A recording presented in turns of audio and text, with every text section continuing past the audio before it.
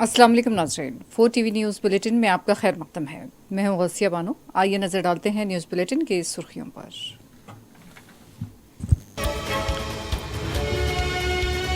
उत्तर प्रदेश में बीजेपी इख्तितार बचाने में कामयाब। जाट हल्का जात में समाजवादी पार्टी को धक्का। बीएसपी और कांग्रेस पार्टी का नाक़िस मुजाहरा।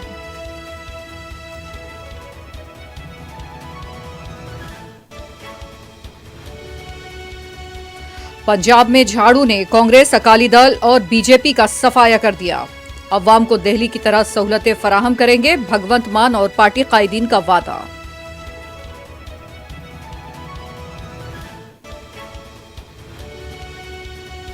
गोवा, उत्तराखंड और मणिपुर में बीजेपी कामयाबी की तरफ।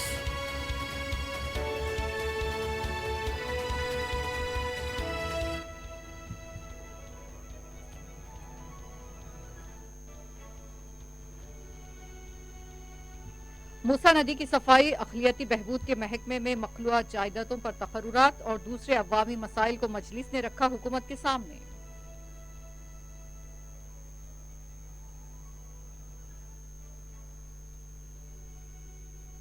मिलावटी दूध तैयार करने वाला शख्स गिरफ्तार। भारी मिकदार में मिलावटी अशिया जब्त।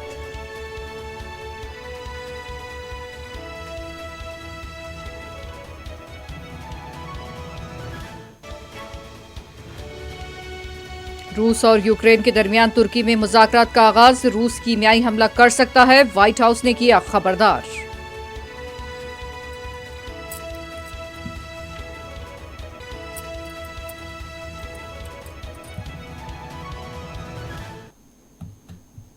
और अब पेश है खबरों की तफसीलात।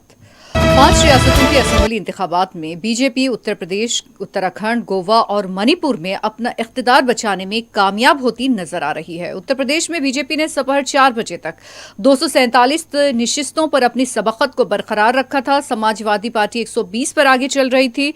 कांग्रेस और बीएसपी का मुजाहरा इंतहाई नाकिस रहा। इलेक्शन कमीशन के आदाद-ओ-शुमार के मुताबिक दोपहर 4 बजे तक बीएसपी 1 और कांग्रेस 2 नशिस्तों पर सिमट कर रह गई थी। लोक दल को 10 नशिस्तें मिलती नजर आ रही है। अपना दल 11 पर आगे दिखाई दे रहा है। राजभर की पार्टी 4 पर सबकत बनाए हुए थी। यूपी में इब्तिदाई से बीजेपी आगे चल रही थी। जैसे जैसे रुझानात आने लगे, बीजेपी के कारकुनों में जश्न का माहौल देखा गया। उत्तराखंड में भी कांग्रेस को 20 नशिस्तें मिलती नजर आ रही है। शाम में ये आदाद शुमार बदल भी सकते हैं। उत्तराखंड में बीजेपी 46 नशिस्तों पर आगे है। ताहम ऐसी इत्तलात भी मिल रही है कि उत्तराखंड में बीजेपी वजीर आला ओहदे के उम्मीदवार पुष्कर धामी अपने कांग्रेस के हरीफ से 8,000 वोटों से पीछे थे। उत्तराखंड में कांग्रेस वजीर आला ओहदे के उम्मीदवार और साबिक वजीर आला हरीश रावत इंतखाब हार गए हैं। बीजेपी के खैमे में जश्न का माहौल देखा गया है।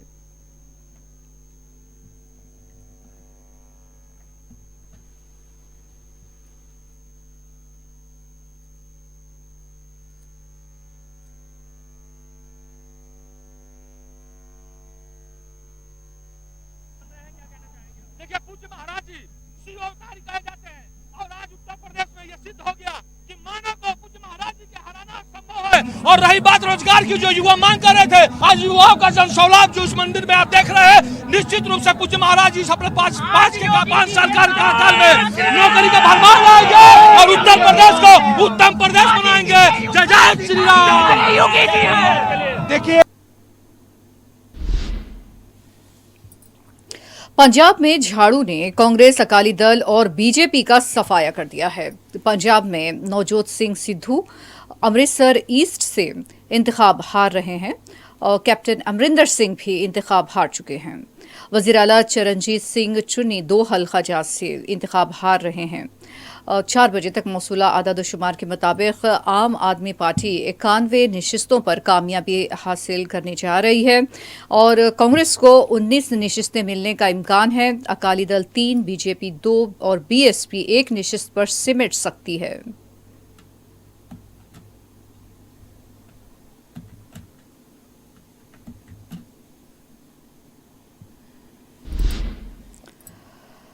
इधर दूसरी जानिब किसान लीडर राकेश टिकैत ने कहा कि हम जिहदकार हैं, जिद्दोजहद करना हमारा काम है, इंतखाबी नताइज से हमारा कोई लेना देना नहीं है। लेकिन उनका यह भी कहना था कि बीजेपी को वोट लेने का तरीका आता है।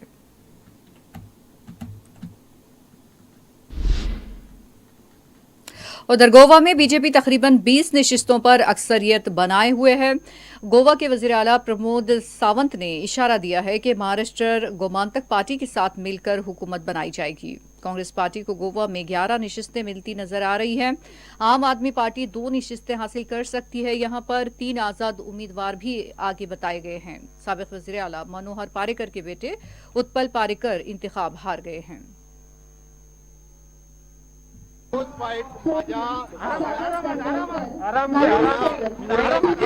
पूर्ण विजयाचं श्रेय मी माझ्या कार्यकर्त्यांना देतो, ज्याने दिस रात मेहनत घेतली माझ्यासाठी आणि माझ्या मतदारसंघामध्ये मी नसतानाही काम केलं. ओके, त्याच्यासाठी माझ्या जिंकण्याचं पूर्ण श्रेय. डबल इंजिनचा सरकार परत येणार. मैं फिर से एक बात कह रहा हूं कि मेरे पूरे जीतने का श्रेय मेरे कार्यकर्ता को जा रहा है, मेरे पार्टी को जा रहा है, जिसके बेस से मैं पूरे चाहे वो कम मार्जिन से हो जीत के.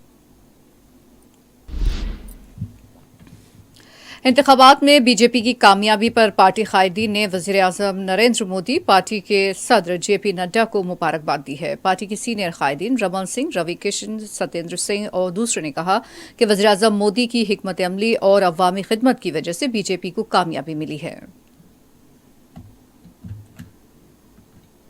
जिस तरीके से दिख रहा है कि अजय बढ़त की तरफ बीजेपी बढ़ रही है सर। नहीं, सरकार तो हम बनाने ही वाले थे, 2/3 बहुमत से बनाने वाले थे, हमें मालूम था, क्योंकि मोदी जी ने यहाँ पर जनता से जो विश्वास दिलाया था वो पूरा किया है। बहुत कम समय में पुष्कर धामी जी ने भी अपनी एक छवि बनाई यहाँ पर। तो कुल मिलाकर डेवलपमेंट क्या होता है ये उत्तराखंड की जनता ने भारतीय जनता पार्टी की सरकार में देखा है, और मुझे लगता है कि इसी का परिणाम है कि भारतीय जनता पार्टी 2/3 बहुमत से सरकार बना रही है। पुष्कर सिंह धामी महीने का टाइम उनके पास था, उसके बाद सर आम आदमी पार्टी के लीडर राघव चड्ढा ने कहा कि दिल्ली मॉडल की वजह से हमें कामयाबी मिली है और हम पंजाब में दिल्ली की तरह हुकूमत चलाएंगे। अवाम को हर सहूलत फराहम की जाएगी। सिद्धू ने ट्वीट करते हुए आम आदमी पार्टी को मुबारकबाद दी है और कहा कि अवाम की आवाज का हम एहतराम करते हैं।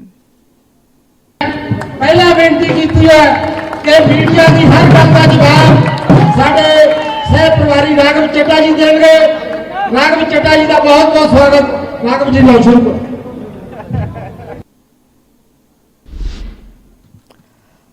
पंजाब में आम आदमी पार्टी वज़ीर आला ओहदे के उम्मीदवार भगवंत मान ने आज जज्बाती दिखाई दिए। वो उनकी वालदा हरपल कौर ने उन्हें गले से लगाया और आशीर्वाद दिया। भगवंत मान दोहरी हलके से 45,000 से ज्यादा वोटों से कामयाब हुए हैं। भगवंत मान ने कहा कि अवाम के हक के लिए वो काम करेंगे।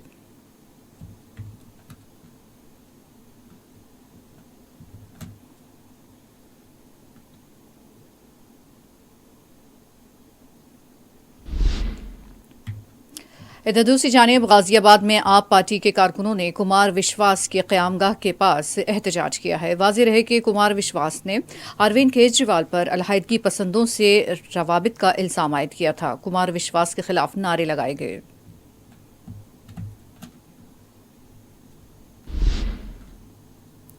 मणिपुर में भी बीजेपी ने अपने इख्तिदार को बरकरार रखा है। उसे अपनी हलीफ जमातों की तायद भी लेनी पड़ेगी। 4 बजे तक बीजेपी ने 22 नशिस्तों पर, कांग्रेस ने 3 और जनता दल यूनाइटेड ने 6, पीपल्स अलायंस ने 1, एनपीएफ ने 5 और एनपीपी ने 6 नशिस्तों पर अपनी सबकत बनाई है।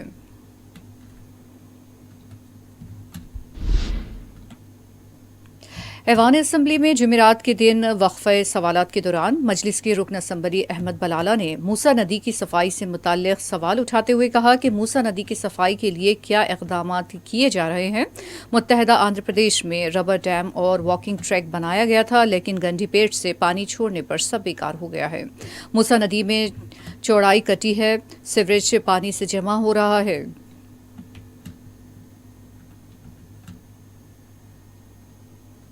मैं आपके ज़रिए मिनिस्टर साहब से ये जानना चाहूँगा कि मूसी रिवर ब्यूटिफिकेशन का काम एक ज़माने से चल रहा है, लेकिन आज तक उसके अंदर कोई मुस्बित कदम नहीं उठाए गए हैं।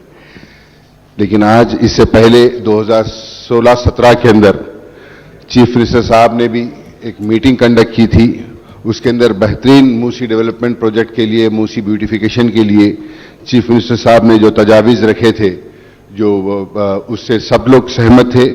उसमें चीफ मिनिस्टर साहब ने ये कहा था कि ORR टू ORR बीच में हम एक बेहतरीन रोड बनाएंगे और मुख्तलिफ जगह के ऊपर उसकी कनेक्टिविटी देंगे, ताकि एक तो मूसी की ब्यूटिफिकेशन भी हो और साथ ही साथ ट्रैफिक का जो मसला है उसके अंदर भी और ज़्यादा सहूलत पैदा हो सके। लेकिन आज मैं इससे पहले जब चेयरमैन साहब सुधीर रेड्डी साहब के साथ मैं नागोल के पास जाकर जो ब्यूटिफिकेशन का अब जो काम चल रहा है मैंने देखा, दिखने में तो काम काफ़ी खूबसूरत है, काफ़ी अच्छा है, लेकिन मैं आपके जरिए मिनिस्टर साहब से कहना चाहूँगा कि इससे पहले ये मुत्तहदा आंध्र प्रदेश के तैम के ऊपर वहां पर मूसी डेवलपमेंट के नाम के ऊपर एक रबर डैम बनाया गया जो कोई काम का नहीं है। उसके साथ ही साथ बाजू ब्यूटिफिकेशन के लिए वॉकिंग ट्रैक बनाई गई, इतना खूबसूरत बनाया गया, लेकिन उसके बावजूद भी आपने हमने देखा और हैदराबाद की आवाम ने भी देखा कि जब कभी भी गंडी पेट भरकर पानी छोड़ते हैं तो पूरा ब्यूटिफिकेशन तबाह हो जा रहा है, तो कोई काम का नहीं रह रहा है वो।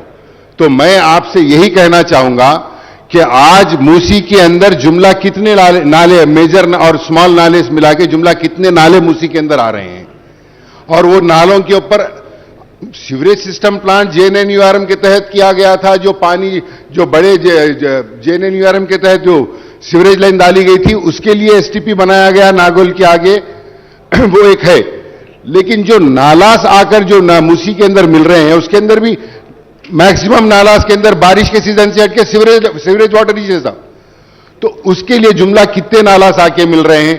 और वो क्या हम मूसी के अंदर STP लगाने से पहले जो नालास आके उसके अंदर मिल रहे हैं, क्या नालास के ऊपर STP लगाकर साफ पानी मूसी में नहीं लेकर आ सकते? क्या ये काम नहीं कर सकते?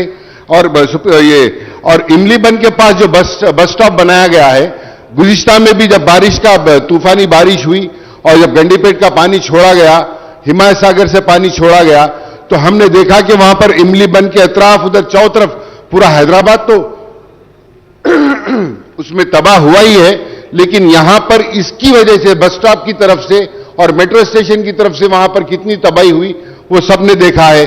तो उसके लिए क्या इकदाम हम कर रहे हैं, और मूसी की बाउंड्री फिक्स की गई है क्या, और मूसी का स्ट्रेच कितना रख रहे हैं, ये तमाम तफसीलात की जरूरत है।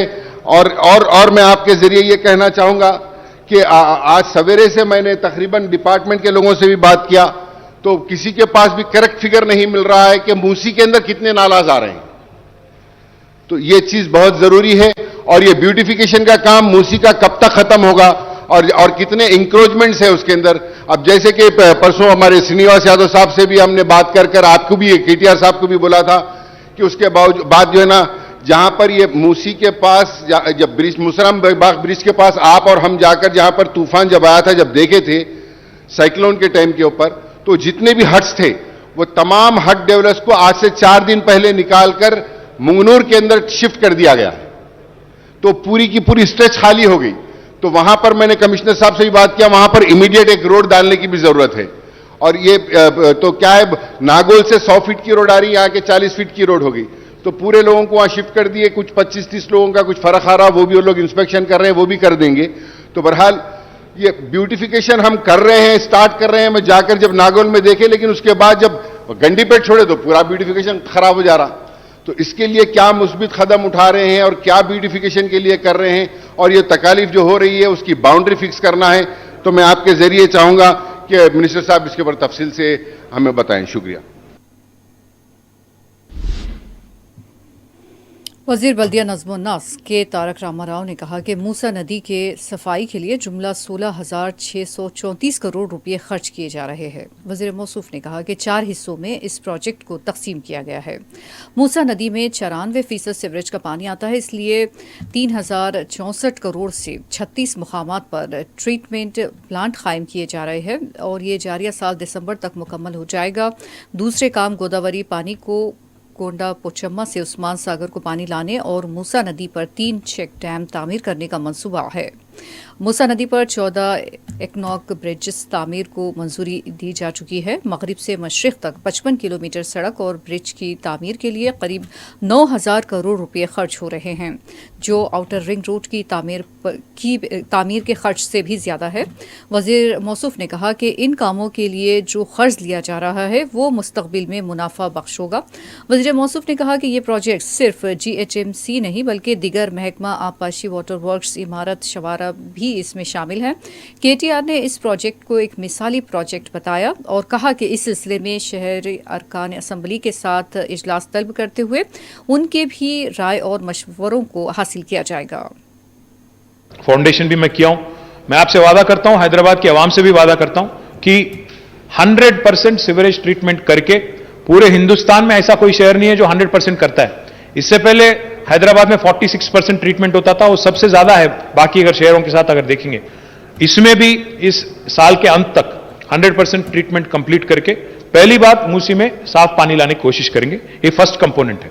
इसके अलावा सबसे अहम बात यह है कि मूसी का जो है, इससे पहले अब बता नहीं बहुत सारे सरकार थी 65 साल में, ఎవరు కూడా అధ్యక్ష గత 65 ఏళ్లలో మూసీకి వరదలు వచ్చినప్పుడు కానీ ఇతరత్ర సమయాల్లో కానీ మాక్సిమం ఫ్లడ్ లెవెల్ ఏంది, బఫర్ ఏంది, దాని ప్రాపర్ అసలు మార్కింగ్స్ ఏంది, ఇది ఏది కూడా ఎన్నడూ కూడా మా దగ్గర ఎక్కడ కూడా డేటా లేకుండే అధ్యక్ష. ఈ గవర్నమెంట్ వచ్చిన తర్వాత మనం సవ్యంగా మూసీకి పోయిన సంవత్సరం 2020 అక్టోబర్లో వరదలు వచ్చినప్పుడు, ఆ వరదలు వచ్చినప్పుడు వరదల ఉధృతిని కూడా స్టడీ చేసి, టెక్నాలజీని కూడా వినియోగించి, డ్రోన్స్ని కూడా ఉపయోగించి బ్రహ్మాండంగా అటు MFL బఫరు ఏది ఎక్కడ ఎంత ఉంది అనేది కూడా మార్క్ చేసి మొత్తంగా ఐడెంటిఫై చేశాం అధ్యక్ష. उसके साथ ही साथ हमने बलाला साहब ये भी किया कि कितने इंक्रोचमेंट है, बफर में कितने हैं, मूसी के बेड में कितने हैं, रिवर बेड में कितने हैं, इसका भी हमने एक अंदाजा लगाया।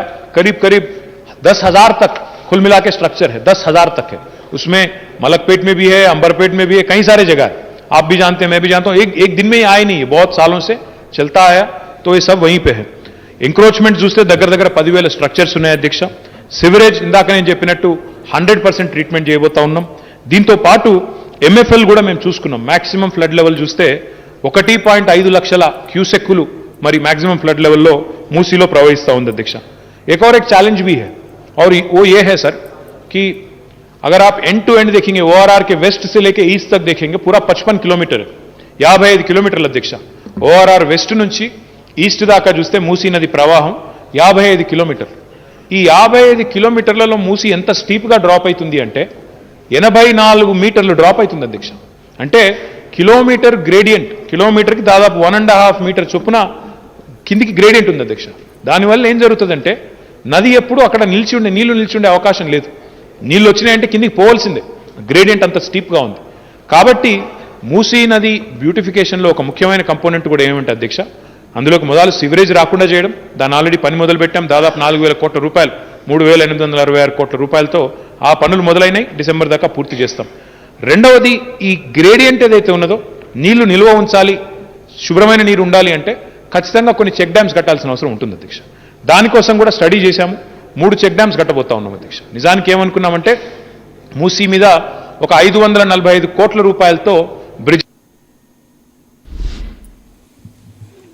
वजीर बल्दिया नज़्म नस्क KTR ने कहा कि अप्रैल में बहादुरपुरा ब्रिज का इफ्तिताह किया जाएगा। वक्फे सवालात के दौरान मजलिस के रुकन असम्बली मौज़म खान ने कहा कि अब तक SRDP के तहत कितने काम मुकम्मल किए गए हैं और इस प्रोजेक्ट के लिए फंड्स कहां से आ रहे हैं, अगर खर्च लिया गया है तो उसकी अदायगी किस तरह की जा रही है।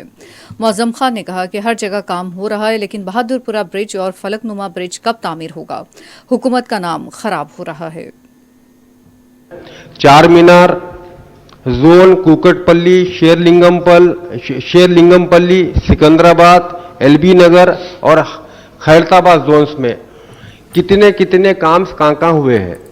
और चार मीनार जोन के अंदर मेरी कॉन्स्टिट्यूंसी के अंदर सर, एक तो SRDP के तहत फलकनुमा ब्रिज की तामीर हो रही है, एक बहादुरपुरा कॉन्स्टिट्यूंसी के अंदर बहादुरपुरे के चौरस्ते के ऊपर बहादुरपुरा फ्लाईओवर बन रहा है।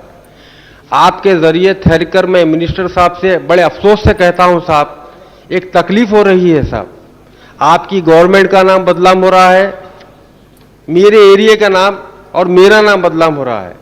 बहादुरपुरा फ्लाईओवर को आज 4 साल पहले आप फाउंडेशन स्टोन डाले थे। जब देखता हूं सर, हैदराबाद कॉन्स्टिट्यूंसी के अंदर, हैदराबाद शहर के अंदर हर जगह काम हो रहा है सर। आप बड़े बड़े फ्लाईओवर्स बना डाल रहे हैं, बड़े बड़े समझो आप रोड्स पड़ जा रहे हैं सर। एक फ्लाईओवर क्यों रुक रहा है सर? ये काम कराइए साहब। नाम की बदनामी आपकी गवर्नमेंट की हो रही है। एक 4 साल से एसआरडीपी के तहत एक ब्रिज नहीं बन रहा है और एक सर फलकनुमा फ्लाईओवर बन रहा है। फलकनुमा फ्लाईओवर का एक तरफ का पैसेज जो उतरने का है वो बन चुका है, राइट साइड का जो चढ़ने का है वो अब तक नहीं बना है। ये कहे जा रहा है वाटर वर्क्स डिपार्टमेंट के तहत कुछ काम बाकी है, स्टोन आ गया। ये कॉन्ट्रैक्टर्स जो काम कर रहे हैं सर, एक डिले कर रहे हैं। दुनिया की ट्रैफिक जैम है। Ballaguda road to Chandrayangutta road, इतने फंक्शन हॉल से अब सीजन चल रहा है शादियों का, 2-2 घंटे के लिए सर ट्रैफिक जाम हो रही है। मैं बड़े अफसोस से कह रहा हूं सर आपके सामने ठहरकर, आज मुझे तकलीफ हो रही है सर। इस तकलीफ के लिए मैं ठहरा हूं। एसआरडीपी के काम इमीडिएटली लीजिए। ये बहादुर ताड़बंद चौरस्ते से लेकर आलमगढ़ चौरस्ते तक भी एसआरडीपी का काम स्टार्ट हुआ है। इधर मलकपेट से लेकर संतोष नगर तक भी एसआरडीपी का काम हुआ है। आप इमीडिएटली काम कराइए और अच्छा काम करिए sir. Thank you sir. Minister वजीर बल्दिया नज़्म नस्क KTR ने कहा कि जवाब देते हुए कहा, मौज़म खान के सवाल का जवाब देते हुए उन्होंने कहा कि 37,000 करोड़ के 47 काम किए जा रहे हैं, जिनमें 24 काम मुकम्मल हो चुके हैं और अब तक 16,000 से ज़्यादा करोड़ रुपए खर्च किए गए हैं। वज़ीर मौसूफ ने इतराफ़ किया कि बहादुरपुरा ब्रिज के काम में ताख़ीर हुई है, अप्रैल के महीने में इसका इफ्तिताह किया जाएगा। वज़ीर मौसूफ ने कहा कि SRDP के तहत दूसरे मरहले में 3,115 करोड़ की लागत से 12 कामों की निशानदही की गई है, जिनमें तमाम जोन्स का अहाता किया गया है। वज़ीर मौसूफ ने कहा कि इन प्रोजेक्ट से अर्बन ट्रांसपोर्ट सिस्टम को मुस्तहकम किया जा रहा है।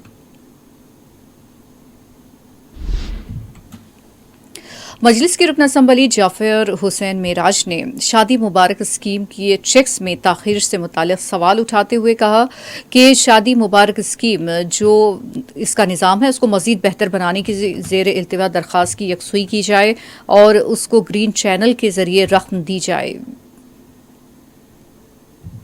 पार्टी ने न सिर्फ प्रपोज किया था बल्कि पूरी तायद भी इस स्कीम की है, जिसके अंदर अभी तक जब से ये स्कीम आई है 10,26,396 बच्चियों की शादी हुई है। बड़ी अच्छी बात है, जिसके लिए 8,673.67 करोड़ रुपीस खर्च किया गया है सर। मगर मैं 2-3 चीज आपके जरिए से ये मिनिस्टर साहब को कहना चाहता हूं सर कि ये जो शादी मुबारक स्कीम के जो चेक्स आ रहे हैं सर, इसमें थोड़ा डिले हो रहा सर। 6-6 महीने हो जा रहे हैं। गरीब लोग काफी मुश्किल से इंटरेस्ट पे पैसा लेके शादी कर रहे हैं सर। हम लास्ट टाइम भी रिक्वेस्ट करे थे कि अगर ये कुछ ऐसे स्कीम को अपन कुछ करके अगर शादी से पहले अगर दे दिए तो ज्यादा बेहतर रहता सर। मगर जो भी फॉर्मेलिटीज है उसको आप कंप्लीट करना है, करे तो मगर शादी के बाद इमीडिएट करने के लिए क्या अपन बेटर कर सकते हैं सर, वो दीजिए सर। और एक चीज क्या है सर, ये पिछले 3 साल में अपने पास कितने एप्लीकेशन शादी मुबारक के आए और कितने क्लियर हुए और कितने पेंडिंग है सर, इसके बारे में भी रोशनी डालना जरूरी है।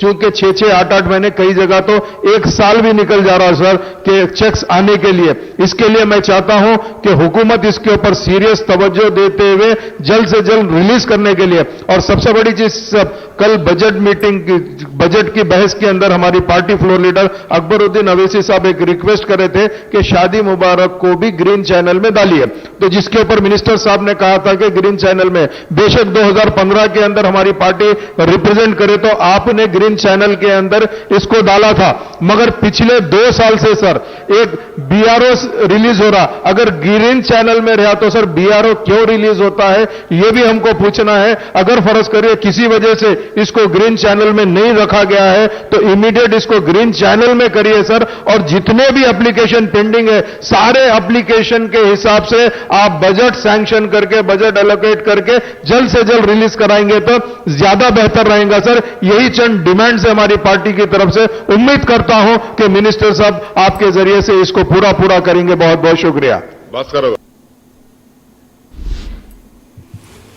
वजीर सिविल सप्लाईज बी कमलाकर ने कहा कि अब रियासत में 10 लाख से ज्यादा कल्याण लक्ष्मी और शादी मुबारक दरखास्त की यकसुई की जा चुकी है अब तक, और जुमला इस स्कीम पर 8,673 करोड़ रुपए खर्च किए गए हैं। वजीर मौसूफ ने कहा कि ताखीर हुकूमत के पास से नहीं बल्कि दरखास्त गुजार की जानिब से की जा रही है। उन्होंने शादी होने के बाद 3 से 4 महीने के बाद दरखास्त दाखिल की जा रही है और शादी से 15 दिन पहले दरखास्त दाखिल की गई तो 15 दिन के अंदर चेक हवाले किया जाएगा। उन्होंने स्कीम की रकम में इजाफा करने का हुकूमत का कोई इरादा नहीं है बताया, और मोहब्बत करते हुए शादी करने वाले जोड़े भी इस स्कीम से इस्तेफादा कर सकते हैं। मजलिस के रुकन असम्बली अहमद पाशा खादरी ने हुकूमत से मुतालबा किया है कि अक़लियती बहबूद महकमा में मखलूआ जायदादों पर तक़र्रुरात जल्द से जल्द करवाए जाए। असम्बली में मुख्तलिफ मुतालबात पर ज़र पर मुबाहिस में हिस्सा लेते हुए अक़लियती बहबूद ने कहा अफसोस का इजहार किया कि हर साल अक़लियतों के बजट में कटौती होती जा रही है। अहमद पाशा खादरी ने कहा कि महकमा बहबूद में अमले की कमी की वजह से काम नहीं हो पा रहे हैं, इसलिए जल्द से जल्द यहाँ पर तक़र्रुरात किए जाए। अहमद पाशा खादरी ने कहा कि तक़र्रुरात का ऐलान हो चुका है तो स्टडी और कोचिंग सर्कल कायम किया जाए। उन्होंने कहा कि हर जिले में कब्रस्तान के लिए 5 एकड़ अराजी मुख्तिस की जाए, अक़लियती इदारों की कमेटी तश्कील दी जाए, अक़ामती स्कूल को मुस्तकिल इमारत में मुंतकिल किया जाए। अहमद पाशा खादरी ने मक्का मस्जिद के इमाम के तक़र्रुर का मामूली मसला भी इस मामले में भी लापरवाही की जा रही है। रमज़ान का महीना आने वाला है और इससे क़ब्ल तमाम मसाजिद के कामों को मुकम्मल किया जाए। मक्का मस्जिद का काम भी जल्द से जल्द मुकम्मल करने का उन्होंने मुतालबा किया। जहांगीर पीरां दरगाह की तरक्की और पहाड़ी शरीफ दरगाह के रैंप का काम भी जल्द से जल्द मुकम्मल किया जाए। अहमद पाशा खादरी ने सनत के मुतालबात ज़र पर कहा कि पुराने शहर में सनतों को फ़रोग़ देने का उन्होंने मुतालबा पेश किया।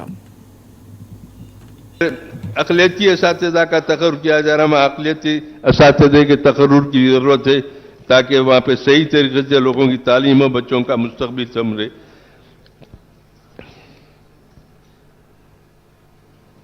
मैं इंडस्ट्रीज में भी हमारी एमआईएम पार्टी की तरफ से नुमाइंदगी करते हैं। रियासत में कई नए नए इंडस्ट्रीज आ रहे हैं, बहुत अच्छी चीज़ है। हमारे मिनिस्टर साहब इस ताल्लुक से जो मेहनत कर रहे हैं वो काबिल सिताइश है। हम चाहते हैं कि ये इंडस्ट्रीज पुराने शहर में भी कायम किए जाएं ताकि वहाँ के लोगों के बेरोजगारी का भी खात्मा हो और वो सही तरीके से इसके हुकूमत के इक़दाम से इस्तेफादा कर सके। पुराने शहर के नौजवानों को इंडस्ट्रीज के कायम के जरिए उनकी बेरोजगारी को दूर किया जाए।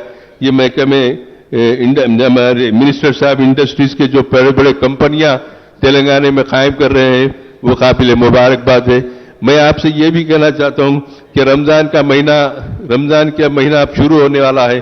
अक़लियती बहबूद के लोगों को हिदायत जारी करे कि रमजान के खुसूसी इंतजाम न सिर्फ हैदराबाद बल्कि पूरे तेलंगाना में तमाम मसाजिद के इंतजाम और उनके जो गारंटी नेट है वो जारी करे और उनके तमाम मक्का मस्जिद के, शाही मस्जिद के और तमाम जामा मस्जिद को जितने बड़े इमारतें हैं ईदगाह की तामीर के लिए भी इससे पहले चीफ मिनिस्टर साहब को मैंने अपने हल्के में हैदराबाद की पहली और कदीम ईदगाह मादन्ना पेट में है उसको तामीर के लिए मैंने चीफ मिनिस्टर साहब को लेटर दिया। ऐवान में भी बोला। चीफ मिनिस्टर साहब ने अक़लियती बहबूद को मुरासला जारी करे इस जानिब इक़दाम किए जाए तामीर के लिए, लेकिन वो कार्रवाई भी रुकी भी है। हैदराबाद के अंदर मादन्ना पेट की जो ईदगाह है सबसे कदीम ईदगाह है हैदराबाद की। उसके बाद दूसरे ईदगाह बने, लेकिन वो ईदगाह में जो हेरिटेज है जिसको आसार खदीमा की भी अंडर में है, महकमे सियाहत वाले भी इसको देखते हैं। बहरहाल दोनों के मुश्तरका ताउन से वो ईदगाह की तामीर जदीद के लिए हुकूमत के मुतालबा किया गया। चीफ मिनिस्टर साहब ने उसकी रजामंदी की और उसके लिए मुरासले जारी किए, लेकिन महकमे अक़लियती बहबूद हरकत में नहीं आता। उनको चाहिए कि फौरी ईदगाह मादन्ना पेट की तामीर के लिए उसका तखमीना तैयार करे और उसकी मंजूरी लेके उसको जल्द से जल्द तामीर करे। इस तरीके से हैदराबाद के जितने भी तारीखी मसाजिद है, अफजलगंज की मस्जिद है निहायत खस्ता हालत में है। अकबरुद्दीन अवधी साहब ने इससे पहले नुमाइंदगी की और उसको जल्द से जल्द वहां पर एस्टीमेट बन गया। मंजूरी दरकार है, मंजूरी के साथ ही काम कराना है, लेकिन अफजलगंज की मस्जिद के मसले को भी लैलतुल नार में डाल दिया गया।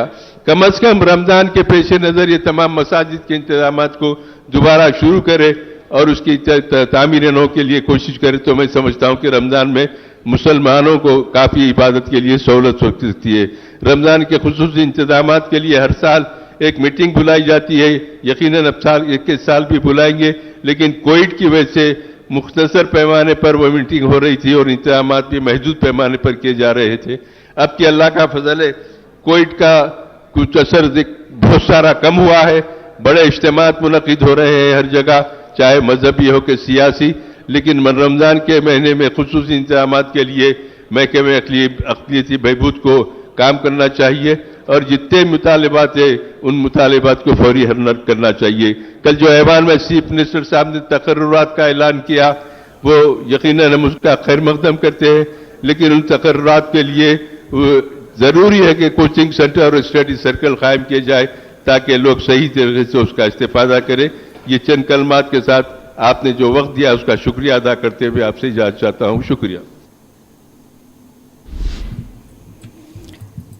एसओटी एलबी नगर में मुसद्दिका इत्तला मिलने पर मिलावटी दूध तैयार करने वाले शख्स को गिरफ्तार किया गया है। पुलिस ने बताया कि Janga Reddy hydrogen peroxide, gold drop तेल और दूध के पाउडर को मिलाकर मिलावटी दूध तैयार किया जा रहा था। पुलिस ने जंगा रेड्डी को गिरफ्तार करते हुए इसके कब्जे से मिलावटी अशिया जब्त की है और मजीद कार्रवाई के लिए उसे याचाराम पुलिस के हवाले कर दिया गया है।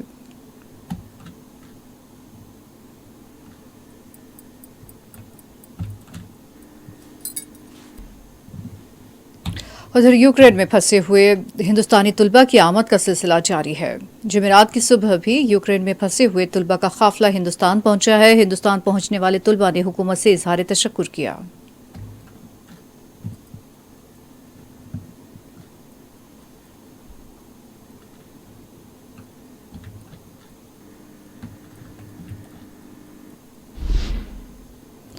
रूस और यूक्रेन के दरमियान जारी तनाज़े को खत्म करने के लिए तुर्की में मुज़ाकरात हो रहे हैं। रूस के वज़ीर ख़ारजा सर्जी लारोव ने तुर्की पहुंच गए हैं। इधर दूसरी जानिब यूक्रेन के वज़ीर ख़ारजा को भी इनख़रा में मौजूद बताया गया है और ये भी बताया जा रहा है कि ये बातचीत जारी है और इसके नतीजे के बारे में अभी कोई इत्तला नहीं हासिल हो सकी है। तुर्की के सदर तैयब एर्दोगान भी इस सिलसिले में मुसाहलत के लिए कोशां थे।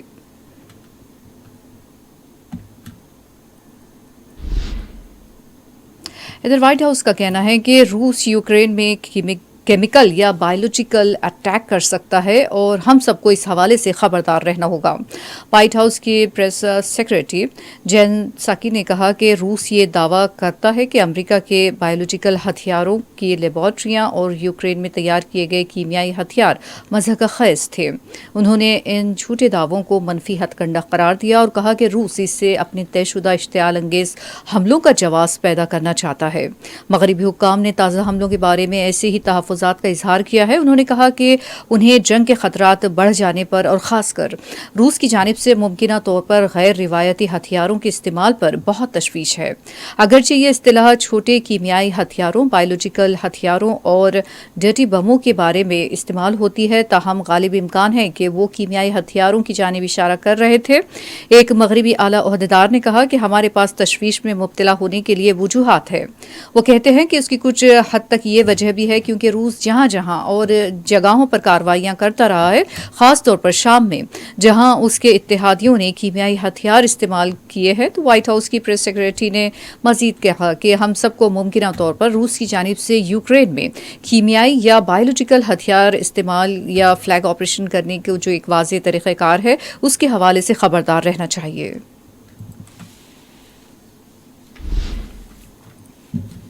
और आइए वापस रुक करते हैं न्यूज़ बुलेटिन की सुर्खियों का। उत्तर प्रदेश में बीजेपी इख्तिदार बचाने में कामयाब। जाट हल्का जात में समाजवादी पार्टी को धक्का, बीएसपी और कांग्रेस पार्टी का नाक़िस मुजाहरा।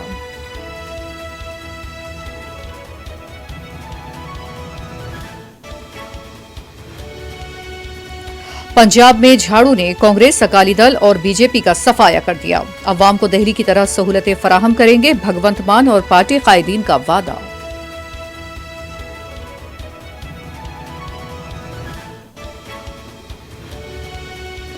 गोवा, उत्तराखंड और मणिपुर में भी बीजेपी कामयाबी की जानिब।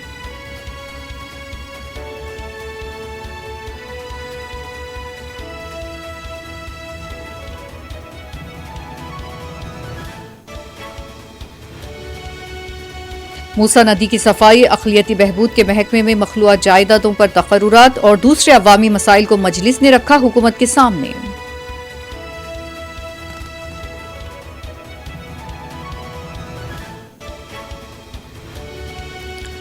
मिलावटी दूध तैयार करने वाला शख्स गिरफ्तार, भारी मिकदार में मिलावटी अशिया जब्त।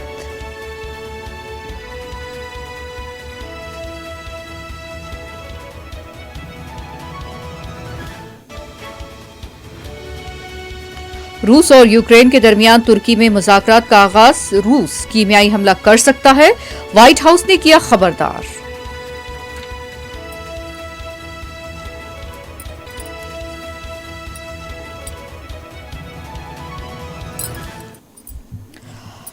और नाज़रीन, इसी के साथ ये बुलेटिन इख्तिताम को पहुंचता है। इजाजत दीजिए, अल्लाह हाफिज।